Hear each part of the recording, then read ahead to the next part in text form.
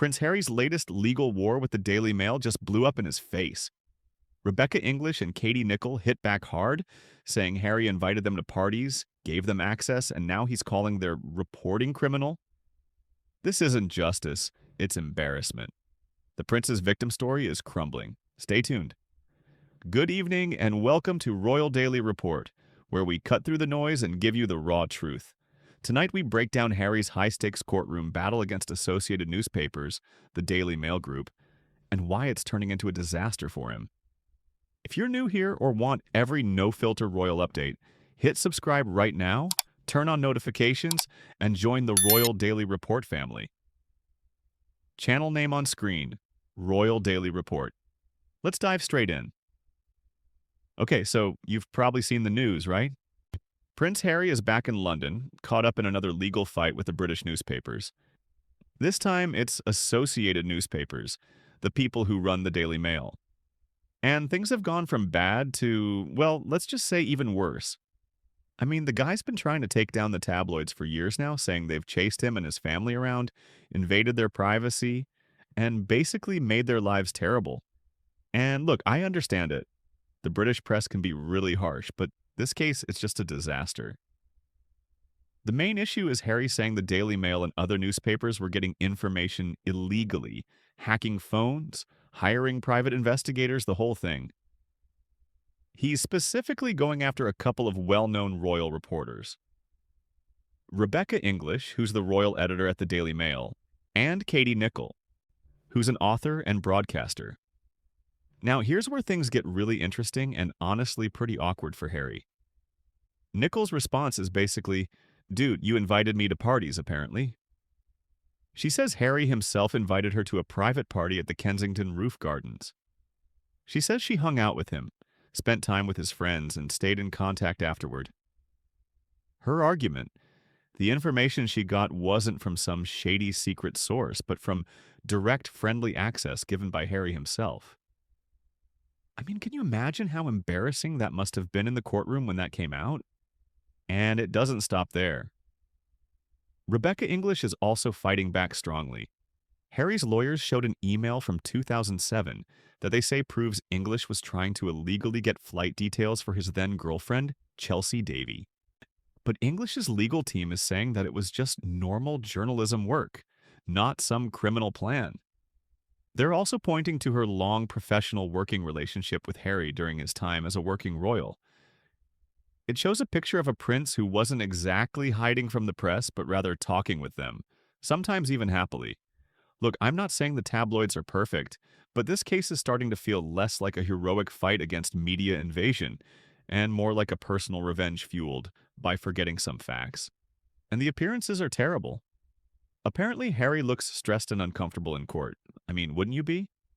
He's trying to show himself as a victim of the press, but the evidence is showing a much more complicated relationship.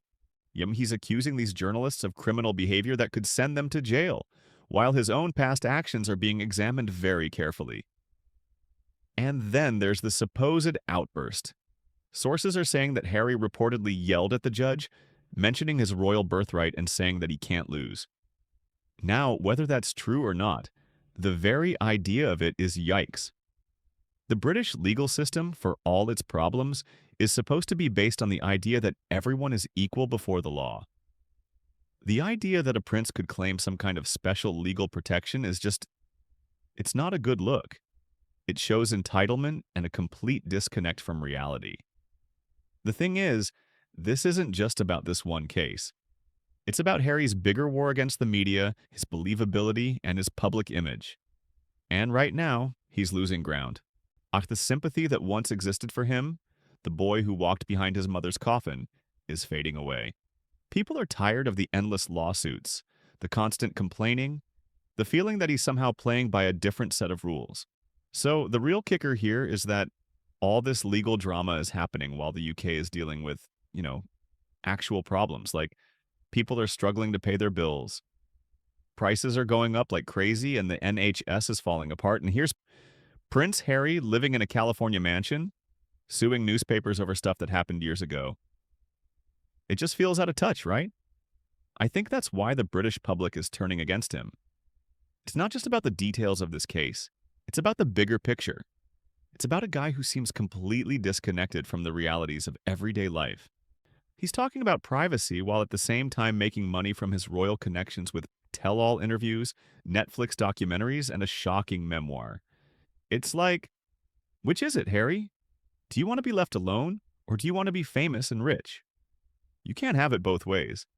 And let's be honest, the whole victim story is getting old. I'm not saying he hasn't been through some hard times, but at some point you have to take responsibility for your own life. You can't keep blaming the press for everything that's gone wrong. It just comes across as whiny and entitled. Plus, the timing couldn't be worse. The royal family has been through a lot lately with the Queen's death and Charles taking over. They're trying to show an image of stability and unity, and then Harry comes along and throws a bomb into the middle of it all. It's not exactly helping things. And the thing is, Charles probably wants to fix things. But Harry's making it almost impossible. How do you make peace when one side is suing the other for millions? It's a mess, a complete and total mess. The really damaging stuff is coming from people who actually know Harry. When they say, hey, he invited me to parties, or we had a professional relationship, it hits harder than any tabloid headline. It makes you question Harry's entire version of events. It makes you wonder if he's really being honest about what happened in the past. And that's the problem. This case isn't just about phone hacking or private investigators, it's about Harry's believability. And right now, that believability is taking a serious beating. Now, the judge didn't accept his royal immunity argument, and the public isn't buying his victim's story anymore. He's lost the benefit of the doubt, and that's a tough thing to get back. Honestly, I think he's doing more harm than good with these lawsuits. He's pushing away the British public, damaging his own reputation and dragging the royal family through the mud. It's a lose-lose situation for everyone involved. I think Harry needs to take a step back, rethink his strategy, and maybe, just maybe, try to find a way to make peace with the press, because right now, he's just digging himself into a deeper and deeper hole, and honestly, it's hard to watch. So, what's next for Harry? I honestly don't know. He's painted himself into a corner. He's got these lawsuits going on. His reputation's taking a nosedive, and he seems more isolated than ever. You've got to wonder who's advising him, right? I mean, is he surrounded by yes men who just tell him what he wants to hear? Because if he had someone giving him honest advice, they'd be telling him to cut his losses and focus on something else. The problem is, I think Harry's become so focused on this idea of fixing the wrongs of the past that he can't see the forest for the trees. He's so convinced that he's the victim, that he's fighting the good fight, that he can't see how much damage he's doing to himself and to the people around him. And the thing is, even if he wins these lawsuits, what does he really gain? A few $1,000,000, a symbolic victory over the tabloids. It's not going to bring his mother back. It's not going to erase the pain of his childhood. It's not going to magically fix his relationship with his family. What it will do is further push him away from the British public, further damage his reputation, and further cement his image as a whiny, entitled prince who's out of touch with reality. Look, I'm not saying the guy doesn't have real complaints. The British press can be awful. They chased his mother to her death, and they've been relentless in their coverage of him and his wife. I get why he's angry, but there's a difference between being angry and being self-destructive. And right now, Harry's actions are just self-destructive. He's so focused on getting revenge that he's losing sight of everything else. And it's a shame because I think there's still a lot of good in him. He's done some great work with veterans. He's spoken out about mental health, and he's clearly passionate about making a difference in the world. But all of that gets covered up by this constant drama with the press. It's like he can't help himself. He's addicted to the attention, even if it's negative attention. And the media, they're loving it. They're feasting on this stuff. Every lawsuit, every outburst, every embarrassing revelation just fuels the fire. It's a never-ending cycle. Honestly, I think the best thing Harry could do is just disappear for a while. Go off the grid, spend some time with his family, and try to figure out what he really wants out of life. He needs to stop fighting these battles, stop airing his complaints in public, and start focusing on healing and moving forward. But I don't see that happening. I think he's too invested in this story of victimhood, too convinced that he's right to back down now. And that's why I think this whole thing is just going to keep getting worse. More lawsuits, more embarrassing revelations, more public anger. It's a tragedy, really. He could have used his platform to do so much good, to make a real difference in the world, but instead he's just become a joke, and that's a damn shame. It really is. The guy had potential, but he wasted it. The royal family is probably breathing a sigh of relief. I mean, with Harry out of the picture, they can focus on Charles and William and try to show that image of stability and unity that they're so desperate to maintain. But even they must realize that this whole thing is a mess. It's a stain on the monarchy, a reminder of all the dysfunction and drama that hides beneath the surface. And it's all so unnecessary. That's our full report on Prince Harry's latest courtroom disaster.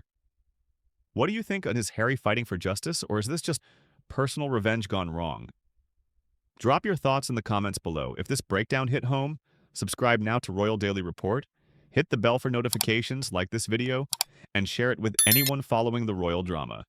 We'll keep tracking every twist and bring you the next update as it breaks. Thanks for watching. Stay informed, stay critical. Royal Daily Report signing off. See you next time.